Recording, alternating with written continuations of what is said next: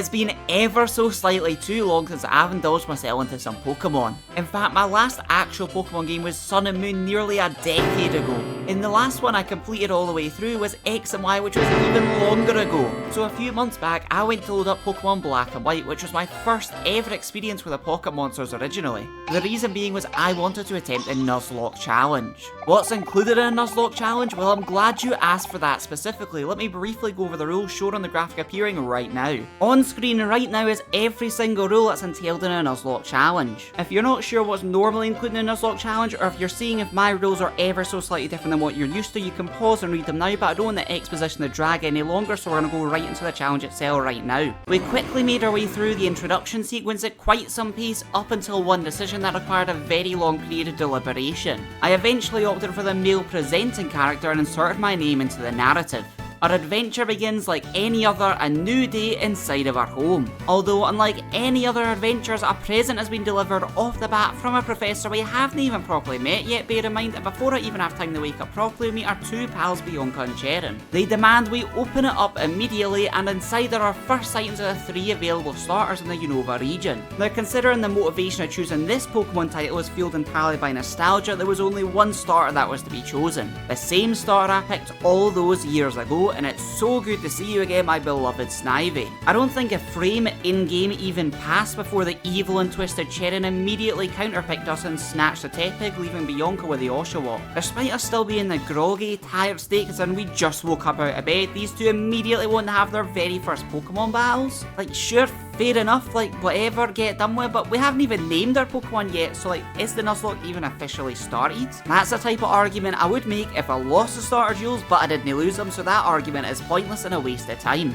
The argument that certainly isn't pointless is why on earth did both of these fights have to happen in my bedroom when I literally woke up like 30 seconds ago? My room has now been completely dismantled, there's even footprints on the walls, just why? Why is it happening in my bedroom? To make matters worse, these supposed two pals decided to run away immediately when we said hello to our mother after being quizzed on the racket that was going on upstairs. Eventually we wiggled our way out of it and actually met the famed Professor Juniper for the very first time and got to name her Snivy. I can't actually logically reason to why I ended up with the name Frog, but just what my heart said staring into our wee frog's eyes. I tried to refuse the Pokedex quest considering the limited opportunities we have to quote unquote catch them all in a Nuzlocke, but there was in fact no choice to be had and we were eventually forced to cave in after saying no over and over and over again. We were then taken on tour the first route of our adventure where we got showed how to use a Pokeball by Professor Juniper, who then gave us some Pokeballs and wished us luck. Our firm belief in this Nuzlocke way of life was mocked by these supposed pals as we were forced to join a challenge of catching the most Pokemon in this single route.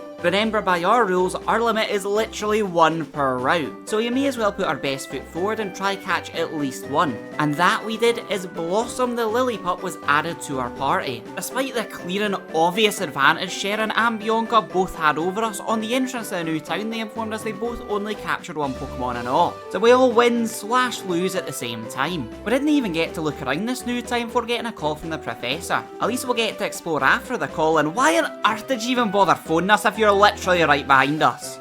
Anyway, after getting a tour around the Pokemon Centre, maybe we can now finally Nope, I didn't even get to finish the sentence. Nope, apparently Sharon has spotted some cult demonstration and wants me nosy, and apparently our character is proper into it as he followed him there. Believe it or not, we seem to catch one of the presenter's associates' attention. Mainly because when everyone else left and returned home once it was over, we stayed still at the gathering location with our hands behind our back waiting about for them to come to us. Anyway, this associate introduced himself as N, a member of Team Plasma, a group of Pokemon who wants everyone to release their Pokemon from their Pokeballs as they claim they are not happy inside of them as it's like a prison. Also, he was insistent he was able to communicate in this unworldly telepathic sense to our Pokemon inside of their Pokeballs directly, because apparently we've never learned anything about safety at any point in our lives before. Now we decided to give this gentleman our names and our exact goals in life. Eventually the Sen approached me directly and wanted a Pokemon battle, although it was just one Purloin and Frog dealt with it without breaking a sweat. Following this, the shackles were finally off, and oh wait, never mind, there's another phone call. Our mother also seems to follow Professor Juniper's logic and be able to warp between realms while we're loaded in a phone call sequence, as she is suddenly in front of our face by the time we end the call. I'm not gonna complain though, as it's time for the real most exciting thing about any Pokemon trainer's journey, and that is getting running shoes. Seriously, this is so much cooler than the actual elemental Pokemon. Like, imagine living your entire childhood, like 12 to 13 years on this planet, and suddenly upon wearing just different shoes,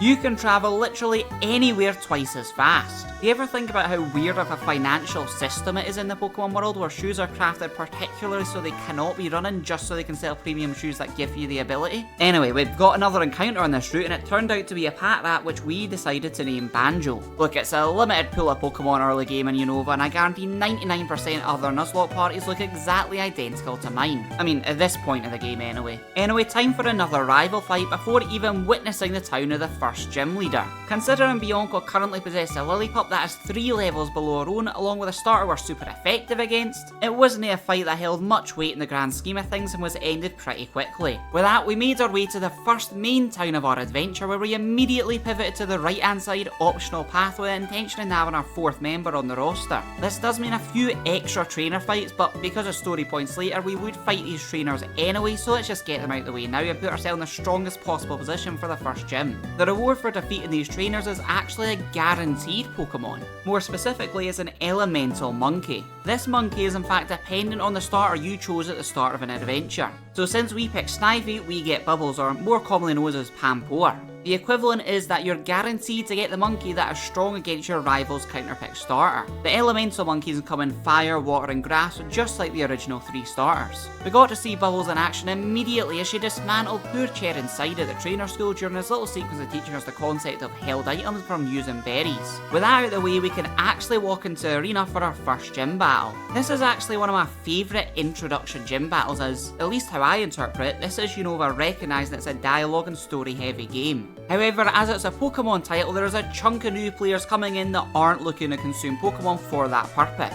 So to make sure we lead the first major city with an understanding of the 3 starter Pokemon element matchups, we have to answer 3 different questions about their weaknesses, while also obviously fighting the trainers that populate the gym. Eventually you make it to the leader, or leaders with plural? Yet this lesson goes another step further. The leader you fight is also dependent on your starter. As we pick the grass starter, we will fight Chili, the fire type gym leader. You might realise now we opted to explore that optional route to pick up our water elemental monkey. It makes this fight an incredibly safe one, as Snivy with a stab move can sweep Lillipup, or at least that's what I thought, and it certainly ended up a lot closer than I would have liked. But what wasn't close was a duel taken against Pansear, as we took a turn at swapping into Bubbles, and from there the fight was as good as done, as the first of the 7 gym badges were now ours.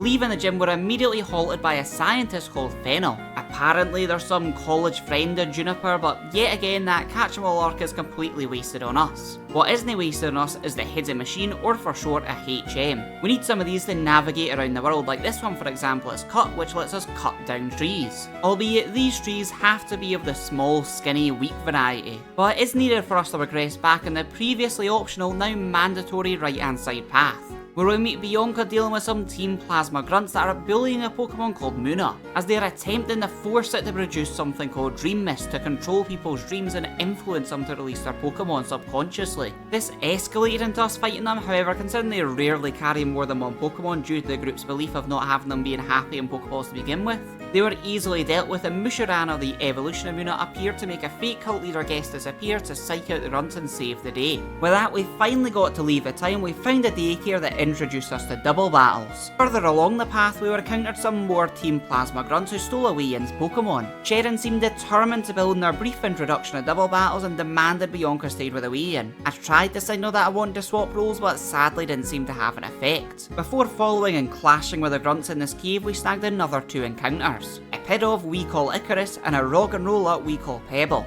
Pebble actually got to open for us in the double fight against the grunts, as the plan was just to have a physical tank while Charon puts himself in harm's way. After all, he isn't doing a Nuzlocke, and he's the one who demanded I come along, so he can be the one to take the risks. And that he did, as we defeated the grunts and could continue moving forward once the Wii and had their Pokemon back.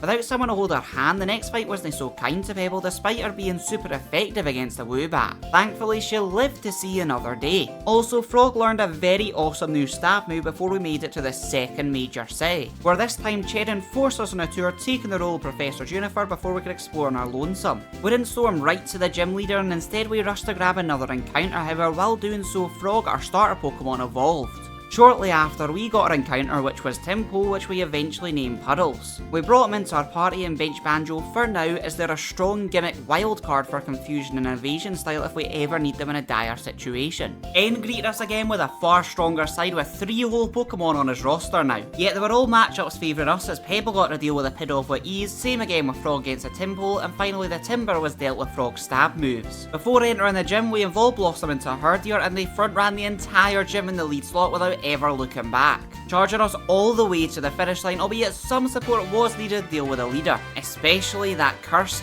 evil and twisted Watchog. I've had nightmares for years of that thing's status effect moves, but thankfully 2 can play at that game. Anyway, the support plan was to first put out our physical tank Pebble to sand attack to try and make Hypnosis miss a wee bit more often. Following this, Bubbles rocked up to the party with a guaranteed supersonic confusion along with a self-heal Aquaring. This led to us just stalling out the rest of the battle for a well-deserved victory as we got to celebrate the award of a 2nd gym badge. Although the chance to celebrate was snatched pretty quickly as an incident occurred before we even left the building itself. Who could have guessed that Team Plasma up to no good again, this time stealing from a museum to demonstrate how serious they are before throwing a smoke ball and disappearing. After some brainstorm with a team of competent trainers and gym leaders, the Asheron recklessly through Pinwheel Forest, and any grunts who tried to escape should hopefully bump into the gym leaders just waiting at the back of the forest who wanted their skull back that was stolen from the museum. You would think, oh, at least it's a new area so we might get a new encounter, but this area is actually an incredibly controversial one, you know, of a Nuzlocke. You see, despite this being a disconnected area and having completely different encounters, this area on the catchment location screen still has Pinwheel Forest, which is the same area quoted to where we have got Puddles from the Timpo. So in this run we decided to go by the game's logic and say we already have our Pinwheel Forest encounter and just rush through the dungeon of grunts awaiting us. Believe it or not, sweeping through a forest filled with bug and grass Pokemon meant Icarus got to evolve to be even stronger. Eventually we reached the end where one last grunt remained with a bigger roster than his fellow members with 3 whole Pokemon. Sadly for him, Workup Blossom is a strong physical attacker. That is more than beefy enough to set up and sweep their entire team. With that, we got back the Dragon Skull and put out the fire of this whole situation with a pat in the back for a job well done. Back to Journey in Unova we go, but before reaching the next major city, we bear witness to one of the biggest, most impressive graphical displays in DS history. Seriously, this entire bridge sequence is just fantastic, and with the music as well, it's just, I can't speak highly enough of it. But with that, we welcome ourselves to the biggest area in the game. Major City number 3, Castelia City, where we immediately picked up and banked the Water Stone for Bubbles because we need Bubbles to learn one more better water move before we actually evolve them to be even stronger. We then explored every nook and cranny of the city to complete the optional Dancer side quest, as the amulet coin is just a really nice thing to have to stockpile potions in between fights, as having a ton of money saves me rushing back and forth between Pokemon centres. Our run-ins with Team Plasma continued as they've now stole Bianca's Pokemon too.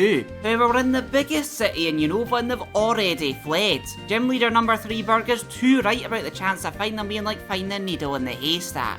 Oh, what are the chances? We caught with the grunts. The guard grunts for the building themselves were no match for Frog, who just sweep them with a Leaf Tornado. After that we got a long conflict argument where we eventually got Bianca's Pokemon back. Iris proceeded to promise to continue the acting role of being Bianca's bodyguard and proceeded to charge out the building with her dragging her by the hand. While Bianca and Iris googled the definition of Yuri and wondered if green and purple do go, we finally got to march on with another gym fight. Entire gym filled with grass and bug types, huh? Yeah, the forest was a bit of a warm-up for Icarus, wasn't it? And this was the main course. In the meantime, Bubbles did learn Scald, so we could finally put the Water Stone to use and evolve her right before the gym leader fight, where Icarus dealt with a Whirlipede. A tactical switch out was made as we were scared as Devil is a rock type that could easily end Icarus's run. So we opted for Blossom to set up workups as a plan to sweep Devil in the ace, but for some reason I didn't quite clock the resistance of Rock to a normal type. So in came Frog to face the gym leader's ace Leavanny. An incredible first turn wasted later of attempting to use Leech Seed on a grass type Pokemon led me to panic and consider my options. I made a choice and Puddles was sent out to attempt confusion, but it wasn't to be, as our first death had just arrived at the Nuzlocke. The plan B of this move was always just to get a free swap to Icarus if confusion didn't land and end the fight with 2 hits, but it was tragic to lose Puddles, especially because it was due to 2 massive misplays. But if I had to choose just one to lose, considering Bubbles had just evolved and Puddles was always just going to be a backup water type alternative from this point onwards. I'm not saying looking at things in the grand scheme of things like that makes it right, but it makes the pill ever so slightly easier to swallow. With that, we welcome back Banjo and evolved them into a Watchhog. Annoyingly, my plan of a full gimmick based Banjo wasn't to be because cut the HM move can't be forgotten, as I really did want to run Hypnosis, Sand Attack, Confusion with an attacking move on Banjo as a strong back against the wall option. The gimmick of Super Fang replacing Bite, considering cut was an attacking move anyway, seemed like the best option from this point onwards. With that, we attempted to progress in our journey and Bianca obstructed us, now promising she was stronger than ever and the new and improved version of herself was ready to fight. However, we've got to remember that she can get back to her feet when she loses and I cannot. Mercy isn't an option and we have to be ruthless. We followed this and completely dismantled our team without a regret. Anyway, the rival fights didn't stop there either, as Cherim was next and it was insulting that Pebble even had to prove themselves against a Piddle. Icarus didn't even have to get out of second gear against Pansage and Bubbles nearly downed the Pig Knight in one blow. And that defense curl wasn't going to stop the second one from finishing the job. Finally, the Lipard met the same fate with a burn forcing a one-turn KO. Following this fight, we got a phone call from Professor Juniper saying that she was awaiting us in Nimbasa City. We didn't have too much time to think about that though, as we have an encounter to pick up and it's my favourite little glass cannon in the world, Darumaka. No much else was here waiting for us in this route as we expertly dodged a few trainer fights and actually met Professor Juniper, who gave us some Ultra Balls. They did also gently remind me to finish the Pokedex, and like, I'm gonna be honest, no one respects the rule set of a Nuzlocke here. Anyway, we walked into the city and immediately saw crime, as plasma grunts were terrorising an old man who ran the daycare from before. We swiftly dealt with him and in return we were granted a bike. Remember when I said we swiftly moved on from the route as there was nothing there for us? Well, you see, I was doing something called lying. Yeah, I actually just had to buy a few Pokeballs to get our next few encounters, but now that we have them, we can get B the Sandile from Desert Resort along with Major the Yamask in Relic Castle. B came straight into the side for Banjo as we knew what gym was coming up next. Oh yeah, and Pebble also evolved into the perfect tank. We took a quick detour to check out this musical theatre with Bianca. We did dress up Icarus to be the most handsome little guy ever. We had a few more things to tick off, however, before actually visiting the gym leader, such as picking up our Route 5 encounter, which was Minichow, who we call Biscuit. With that, we finally had time to make our way to the gym, wait, no, never mind, N is back. They seem to be pretty insistent that it's a priority for us to ride this Ferris wheel alone with him. It turns out it was just an excuse for a confession. He was in fact the king of Team Plasma. He said how he just wants to work to save Pokemon and talked about his logic. Obviously, this releasing all Pokemon to save them logic wasn't quite my style, so it led to a battle. Icarus led to deal with a Sandile and I kept them in to face Darumaka. This proved to be almost fatal. It's actually crazy how good of a physical attacker that wee guy is. Bubbles stepped up to the plate however and swept Darumaka and dealt with Scraggy before N's ace of Sigalith came out to play. And despite looking very scary and being a very menacing Pokemon, Bubbles did finish the job.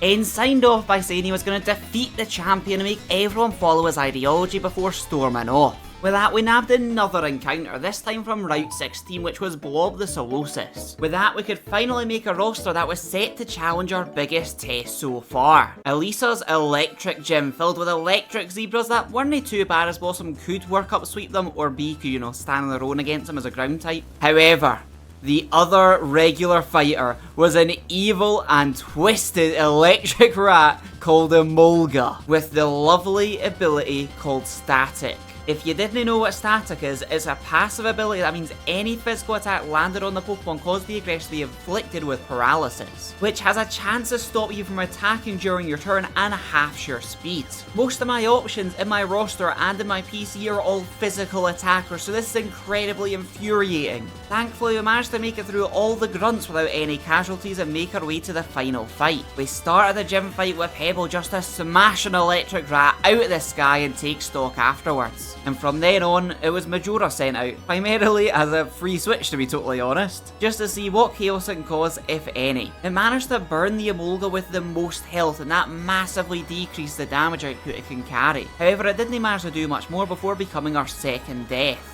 Our gimmick games master Banjo was up next to see if it could finish off just one of these rats. It managed to tank a few of these volt switches and eventually it struck one out of the sky. I was expecting the volt switch into Zeb Striker now, so Blossom was brought out to tank the hit. which is exactly what occurred. A risky takedown was planned, but if it hit, Blossom would have passed from the recoil, as we now swap to B to try set up Sand Tomb for passive damage. Reluctantly, I decided using B as a free swap option was one of the only cards we had available to play. Death number 3 has now occurred to free switch in a full health Frog, who was the only member of the party currently unscathed, which was the best course of action to bring in to stop this battle from snowballing into chaos. I could have attempted to try to keep everyone alive and play around the Sand Tomb and burn deaths, but the risk reward comparison of losing the entire run, or getting as close as possible to a guaranteed win condition by sacrificing one of our Pokemon meant there was only one decision I could possibly make. This proved to be incredibly scary, as it turns out Zebstrika has Flame Charge, but Leech Seed and Giga Drain let us deal the final blow. I had to bravely keep Frog in against this Emolga despite the type disadvantage with it being a flying type, and thankfully I was spared by the aerial ace as we escaped gym number 4 with 2 deaths. This was always a potential run killer and earmarked as one of our most difficult fights in the entire run, so it's not the worst possible outcome in the world, although losing B was not in the script pre-fight and was a massive dent in my ideal roster for some fights later on. Thankfully I had plenty time to brainstorm until those encounters even occur. Who didn't give us plenty time was in fact Cherin, as we barely got a foot out the door of the city before he wanted yet another rival battle. But I'm now possessing a roster that has a total of 4 different Pokemon. This was never going to be easy. Thankfully our current roster has a lot of good counter switch matchups, but this was a reminder we are past the halfway point of the game, and due to the size of the rosters we're now fighting, one single misplay can snowball to losing a run entirely. Anyway, we eventually managed to lower the bridge into the next city, and what was meant to be done casually in passing took so long that I had to Google if this encounter required a different patch on the game or something. But eventually I got the feather phenomenon to work as we caught Donald the Ducklet as our new water alternative backup. Me and Cherin made it over the bridge and were immediately accused of being the reason some plasma grunts escaped being held captive.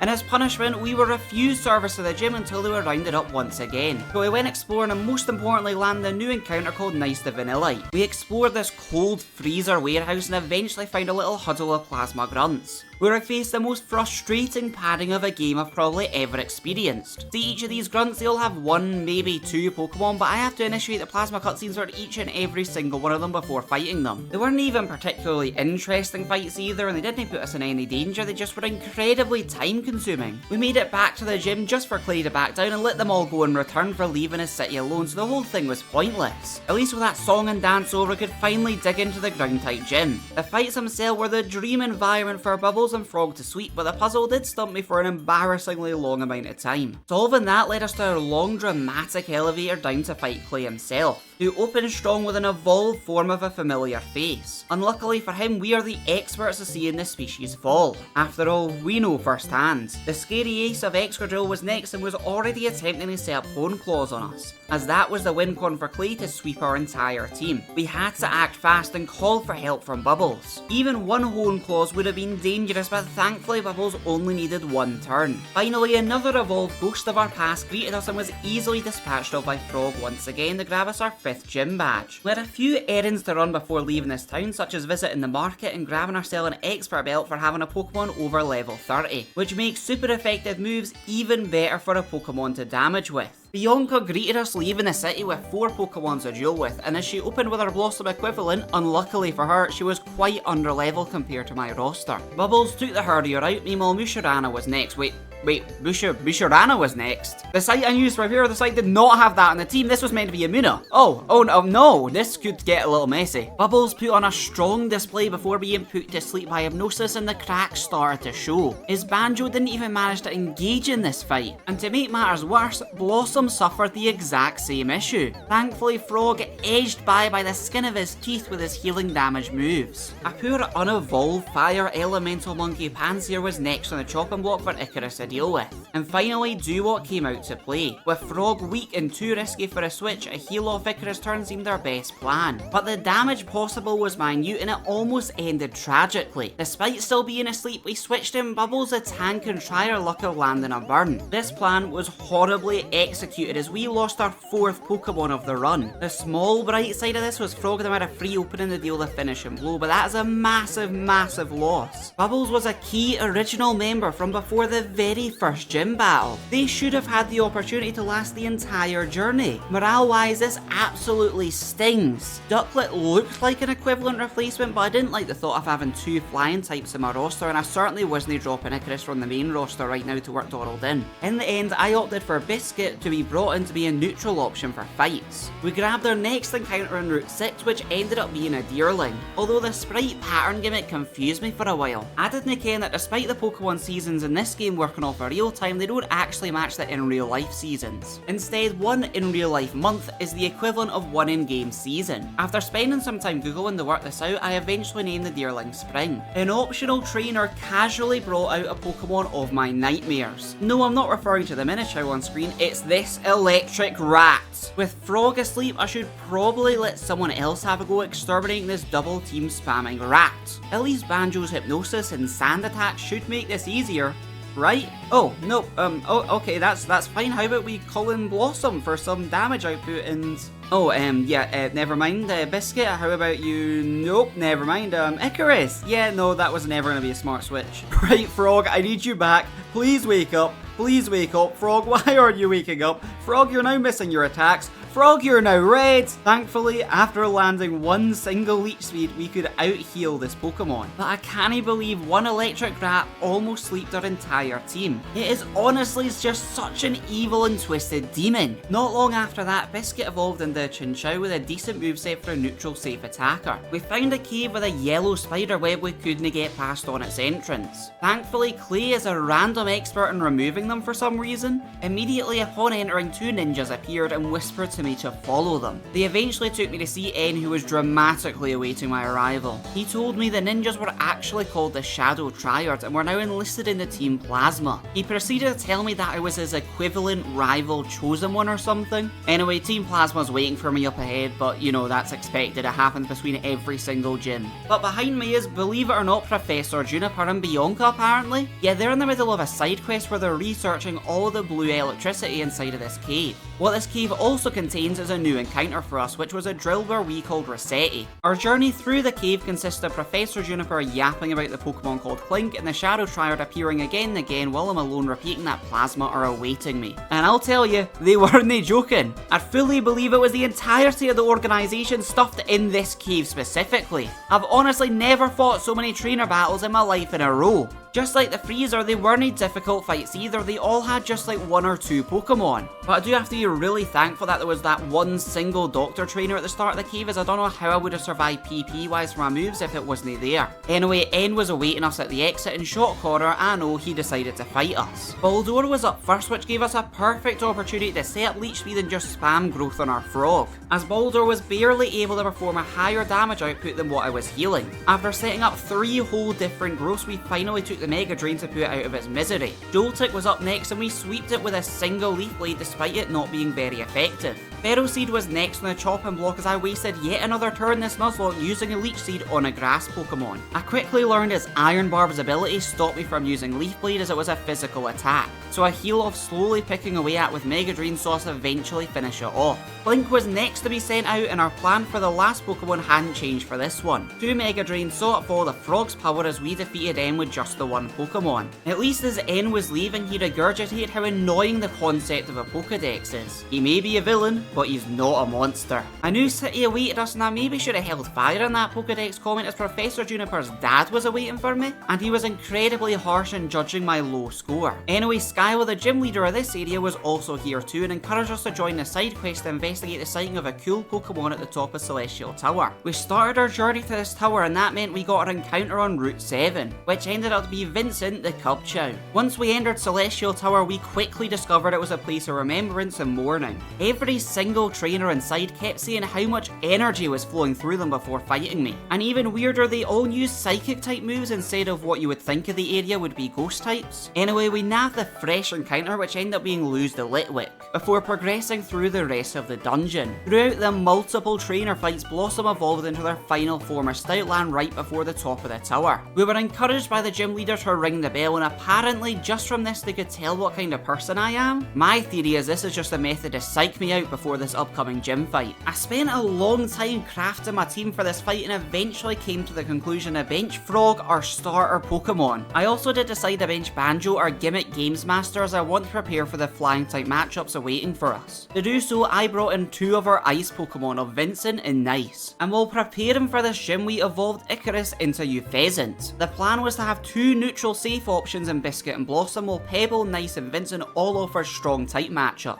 Meanwhile, Icarus was our last resort as a mirror to the entire gym. The trainers led with their Icarus equivalents, but some would say they all flew too close to the Pebble, and it was a very comfortable route to Skylar. And by comfortable, I'm just referring to the trainer fights, I'm not referring to the cannons I was repeatedly launched out of and smashed into every single wall of the building, as they looked like they would be the complete opposite of comfortable. Right before the fight, Nice learned Ice Beam and involved in the Vanillish, but it was time for the main event. Swoobat was the one to open for Skylar, and Pebble quickly dispatched it in one single blow. However, a scary water flying type Swanna was next up and forced a switch. Nice seemed like the best option for an Ice Beam, but sadly Swanna stayed in the green. We were now forced to call upon poor Vince in the other ice type, and it was always going to be a big ask to step up with our lower base stats pre-evolution for this fight specifically. Sadly, it was a task too mighty as they became yet another gravestone on our Nuzlocke run. Biscuit was next up and swooped in for a gimmick sleep effect to try find a solution to this conundrum. To be fair, she almost did, but Skylar had a hyper potion which set us all the way back to the start. After repeating the sleep gimmick once again, we finally struck the Swanna down. The Icarus equivalent was the final member of Skylar's roster. Pebble had enough practice with the trainers beforehand to know exactly what to do here, as Rock Slide was cast twice to put an end to this fight and collect our 6th gym badge. We got one single step outside of the building before N suddenly appeared and jump scared us. He kept on yapping while I was sweating bullets about fighting him completely unprepared. Thankfully, he just yapped about his ability to talk to Pokemon again, which he used to dox me. Wait, what? What kind of threat is this? Immediately afterwards, he talks about some legend and using old stones to summon a legendary Pokemon to make everyone listen to him. Although he does seem to express some sympathy and sadness of bonds like me and my Pokemon being separated during this process. Like, he may proclaim himself as a king of Team Plasma, but he's also the king of mixed signals. Like, let's take a step back here. Like, he started this conversation by full naming me, dropping my home address along with my parental guardian's information while I'm completely alone, then suddenly expresses compassion to me? I just don't get it. But look, he didn't jump me, so I can at least be happy about that so the run can continue. That meant we could leave Vincent to rest in peace and registered Frog back into the party once again. We also quickly evolved that Rossetti from earlier into Excadrill. This gave ourselves a great offensive option on the side and replaced Nice. We tried to leave the city and pick up the pace to get to Gym 7, but we can't ever have a gym battle without immediately following it up with a rival fight. Cherin completely unexpectedly swoops in and Excadrill swapped out has to be our turn 1 against the Icarus equivalent, as Pebble continued their ruthless streak against that particular species of Pokemon. The best of that species, our Icarus, was swapped in to deal with the Simisage, although Biscuit had to offer a helping hand to get over the line. Picanite coming in when we didn't have bubbles anymore proved to cause a massive headache for us. Blossom was eventually called in despite the fighting type matchup just to get some damage on the table, before we reluctantly had our hands forced to bring in Pebble despite the other fire weakness. Thankfully, Pignite missed and its previous takedowns left it vulnerable for a rock slide. Finally, Liepard was summoned into the fight and Frog swiftly dealt with it in a single crit. We then continued walking into the cave where Clay was waiting for us to catch up. After that interaction, we nabbed our encounter.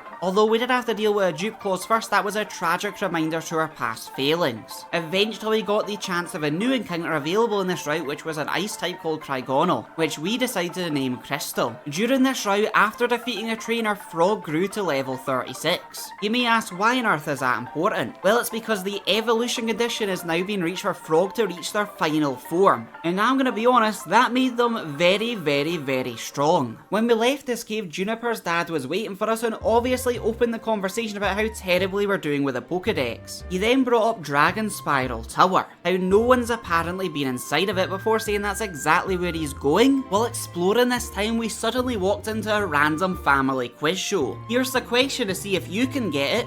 What does someone say when someone does a good job? The hint we were given is a thoroughly cooked steak. Did you get it? Well, the answer is well done.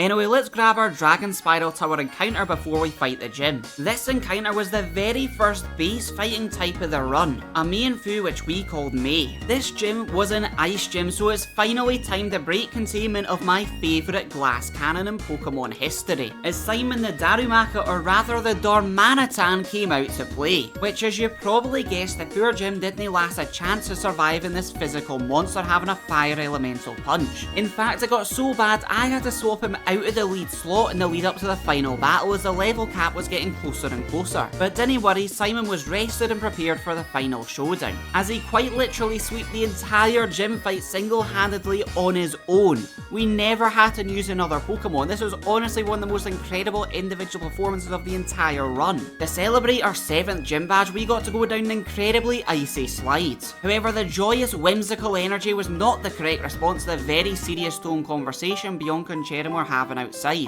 About growth, about change, about finding a purpose in life. Suddenly, during this conversation, the Shadow Triad folk attempted to sneak up on me but were spotted by the gym leader. They announced that Lord N was awaiting for me inside the Dragon Spiral Tower and his mission was now complete. According to Juniper's dad, at the top of the tower, a legendary Pokemon awaits for someone seeking the truth. What he didn't warn me of was the abundance of puzzles that were awaiting for me to even attempt to climb the thing, along with the even more prevalent plasma grunts that were all over the place, all still rocking a single Pokemon. Like, please just give me a single grunt shift leader or something that's 4 Pokemons instead of 4 different ones, all with dialogue padding, all with big intros that all have 1 Pokemon. Anyway, after dealing with all those grunts and doing a labyrinth, which is adjacently fitting considering we have Icarus in our party, we found N in this legendary Pokemon called Reshiram, in a very dramatic sequence. N details how the prophecy declared him as the hero of his side, and he now plans to go defeat the champion. Yet he also admitted there is 2 sides to every coin. Reshiram may declare him the hero of the Reshiram's ideals, but Zekrom is predicted to see me as the hero as well according to his story. Whose belief will be stronger, of keeping or separating the bonds of Pokemon, we pondered as he flew away. Just for a moment, Ducklet replaced Icarus purely to learn Fly, so I don't have to backtrack all the way to Desert Resort / Relic Castle. You know, the place that we caught Majora a very long time ago? Like, these Pokemon are now half of my level, but we have to go here for some story progression points, or at least that was the case until it was time to fight even more Team Plasma Grunts with 1 singular Pokemon! Anyway, we got to the bottom and found the champion and Gestus of Team Plasma both communicating. As he was leaving, Gestus reiterated how I was the chosen hero of the opposition ideology. Oh yeah, I should probably say the whole point of us going to this Relic Castle and a few other places we fly to was because we had a goal of finding the Darkstone, which we needed to summon Zekoram, who was a legendary Pokemon to oppose Reshiram, which was immediately achieved during our little side quest into Relic Castle when Professor Juniper called us to come to the museum, and we just got handed the stone, albeit it didn't come with instructions on how to summon the legendary Pokemon. So the best bet was to just continue our journey leaving it inside of our bag. At least we only had 1 final gym leader to fight, and it was Iris, who was coincidentally a dragon type gym leader, and it would probably be ideal to ask them at some point during our battle if this random stone that we thought was a dark stone was actually of any importance. We attempted to cross the bridge to do so before being stopped by Bianca, who wanted a battle. Ebel tanked and resisted the Blossom equivalent she possessed.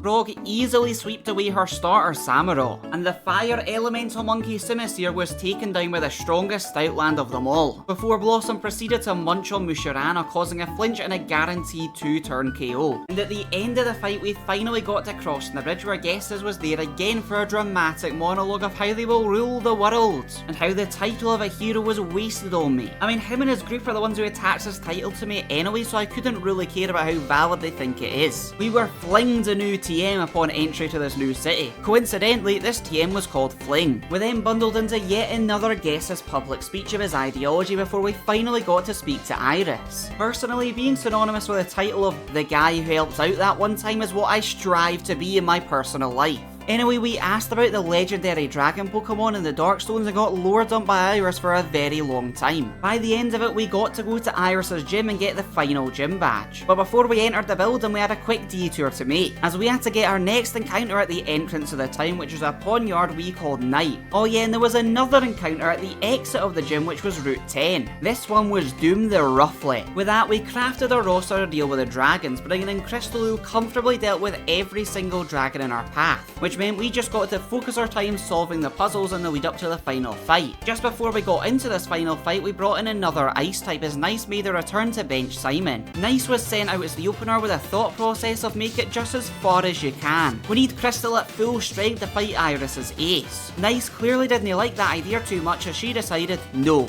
I'll do it myself. She proceeded to just ice beam the entirety of Iris's team and it just worked. She avoided attacks and forced potions and it was incredibly impressive. And on her own, she landed us our 8th and final gym badge in our journey. Now the Elite Four and Champion were all that stood in our way to being the strongest in the region. That is if we ignore the whole Plasma having a legendary deity to rule over everyone and sever all Pokemon bonds. Professor Juniper ran the entire region just to update us on the Zekrom Darkstone research. If you're wondering what the findings were, don't worry, I'll sum it up for you. Ha ha ha ha, just trust it will spawn when you need it. Okay, bye bye, go do your thing. At least we got a Master Ball at the end of the conversation though. It was finally time to march onwards to the, oh wait, nope, never mind, rival battle because we're immediately following a gym battle. This rival battle is against Cheddin, who opens up with the Icarus equivalent, which we deal with Crystal for an easy one-hit KO. Big Firestar up next was Embor, which we actually temporarily drafted in Donald just to deal with for this fight. As since losing Bubbles, we haven't had a good counter for this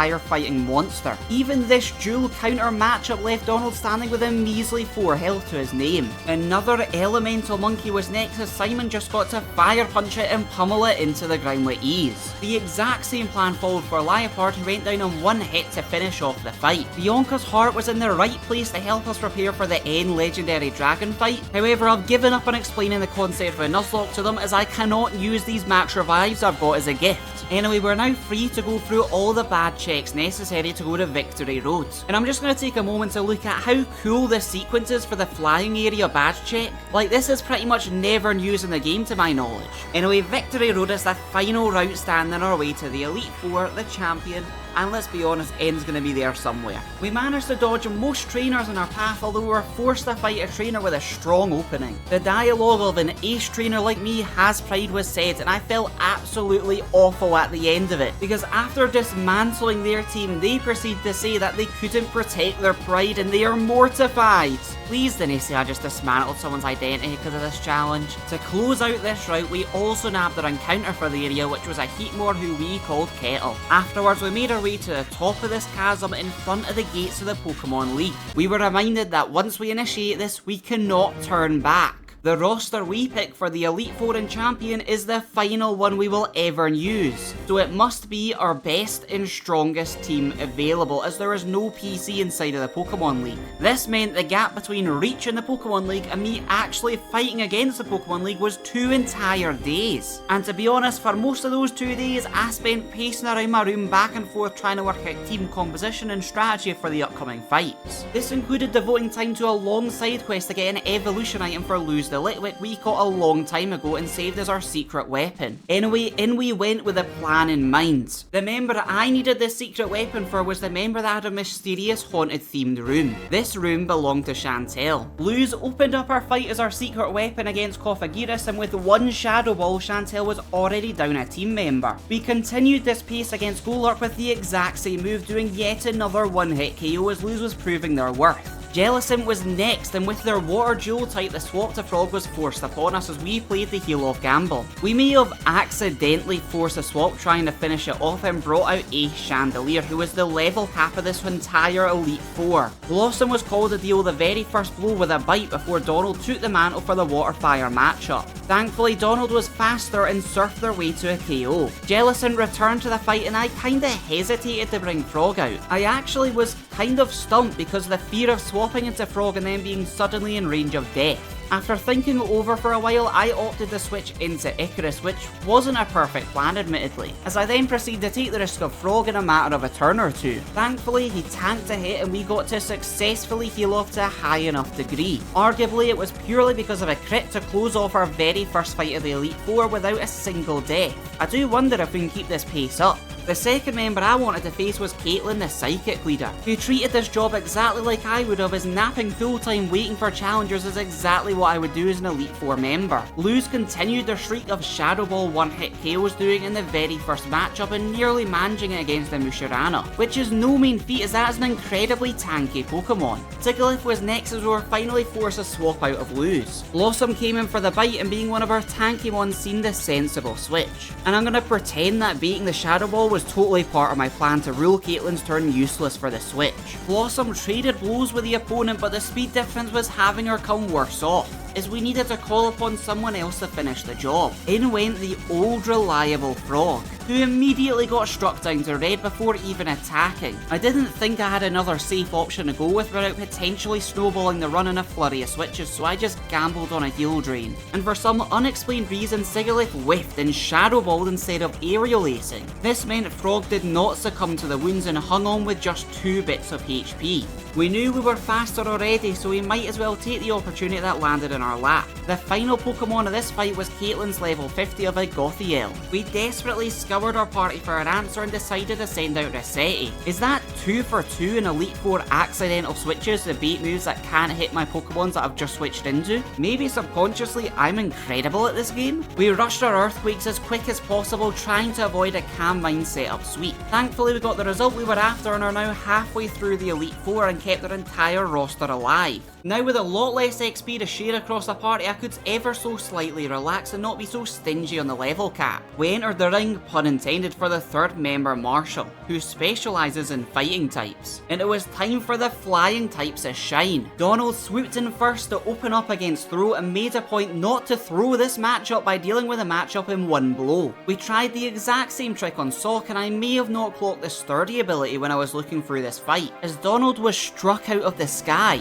However, this is why I doubled up on flying types, as Icarus calmly picked up the pieces of what remained, and Sock was defeated without landing a single other blow on us. Conkeldurr was next up and I desperately didn't want Icarus to meet a similar fate with a rock move, so I swapped out the Frog to take it from here. We tried the old reliable heal off strategy and very quickly realised that we're not surviving this difference on healing to damage. So in came Luz, who dodged the attack and finished off the threat, leaving just Mindshow, the level 50 ace of Marshall, remaining. We switched out to Icarus, as in my mind this was our fighting member sweeper, although I may have not clocked the rock slide in the arsenal of this fighting type's moveset, and I kinda had to bid farewell to one of my favourites of the run. Frog was next to attempt to swing the momentum back in our favour and attempt to heal off, and luckily they held on to the end to leave us with just one Elite 4 member remaining. We had to do those left behind proud, we can't turn back now. The final Elite 4 member will be 4 Pokemon versus 4 Pokemon. No point being stingy about the level cap now, we need everyone at their full potential. The final member of Unova's Elite 4 was ready for their opportunity to put a stop to our journey, as Grimsley, a specialist in Dark type Pokemon, stood in our way. Scrafty opened for him as we went with our strongest base power stab move, Inferno, which also inflicted the burn status and finished off Scrafty before it even attacked me. Crocodile, the bee equivalent that left us far too early in the run, was up next. We inflicted burn once again before swapping out to Frog and playing the heal off game once again, which actually only lasted one turn. The Ace Bisharp was called upon early and packed a punch against Frog to leave me scrambling. Rossetti stayed cool, however, under pressure with one swift Earthquake and won the matchup. One Pokemon remained as Liepard came out to cause mischief.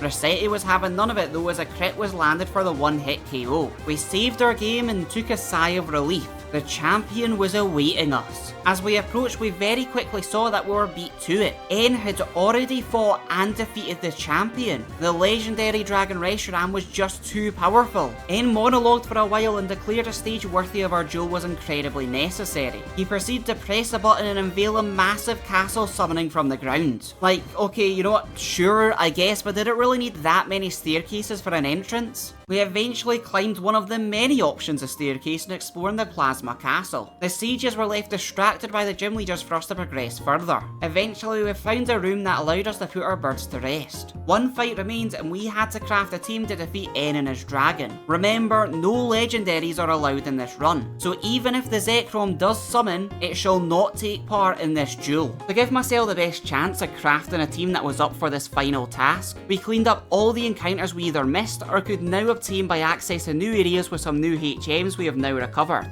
I'm going to quickly list them all right now. Route 17 was Alamola called Captain. Route 18 was Dwebble called Pangolin. E2 Laboratory was a Scraggy named Silly. Icarus City was Stunfist named Flopper. Brighton City was Basculin called Finn. Miss Strolton Cave had the encounter of Axe UE called Panic. You may well be wondering why on earth did I emphasise Panic over all the other encounters there? Well, it's because they're the only new mon out of that entire list that's going to make our team. Look, to no stand by the ones that got us this far would be a crime, let's be honest. Anyway, big dramatic cutscene time. The big build up for the dragon fight. With Zekrom now here. We did use the Master Ball to be fair, and against the game's wishes, that Zekrom was sent straight to the box. Time for the main event.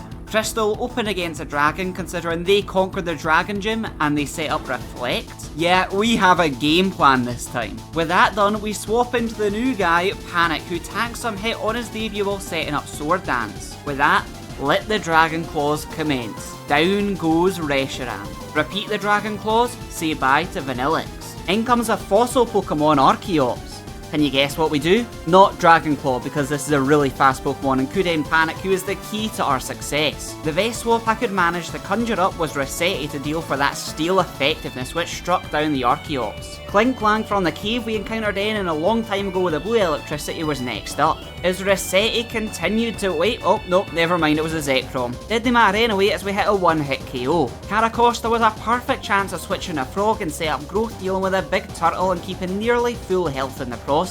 Clink Clank for real was the final Pokemon in this fight as a Growth Drain boost along with a Leech Seed passive heal was enough to drag this Pokemon to a slow knockout, while keeping our health in a safe position the entire time. And with that, N has been defeated. We won the Duel of Ideologies and the region is saved. Oh, you poor soul if you believe that. In comes the big man Gestus. Reveals N was just a puppet for his goal. Gestus didn't care about the good of Pokemon, he just wants power and control.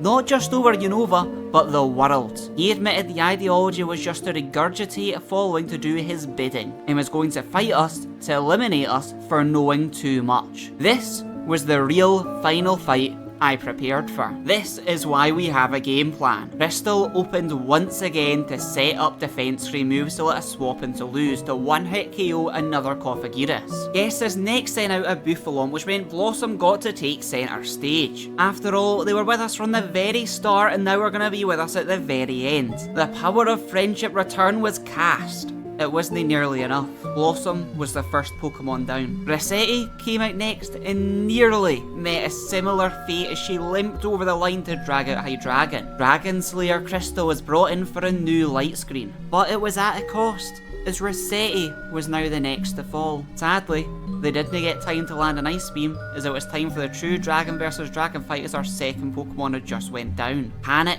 versus Hydreigon. We did a large chunk of damage before needing Frog to finish it off. Frog continued the streak and comfortably set up Growth to do a clean drain on the Seismitoad, flexing the unneeded Quick Claw just for the fans. I didn't fancy facing this Electros just yet, so we Dragon Tailed it away and opted for the Bisharp instead. Frog did the most damage she could with the Mega Drain, but sadly, she didn't make it. 2 Pokemon remain against 2 Pokemon of Gestus. It was coming down to the wire. Lose seemed the best option here considering the Electros was a no-go matchup for them. Sadly, Bisharp was also a no-go matchup for them in the end. Panic, on a third of his total health versus Gestus' last 2 Pokemon, got the first one over the line and he cast the Dragon Claw.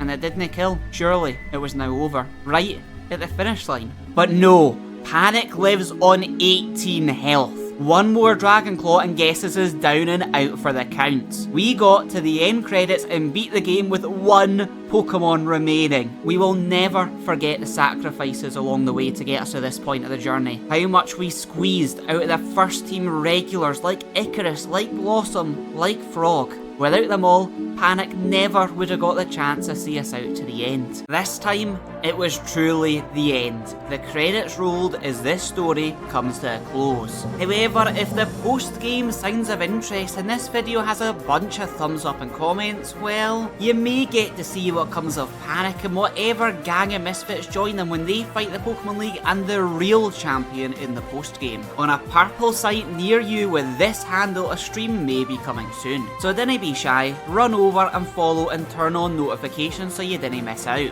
Thank you for sticking around to this point, have a good day, night and certainly rest of your life.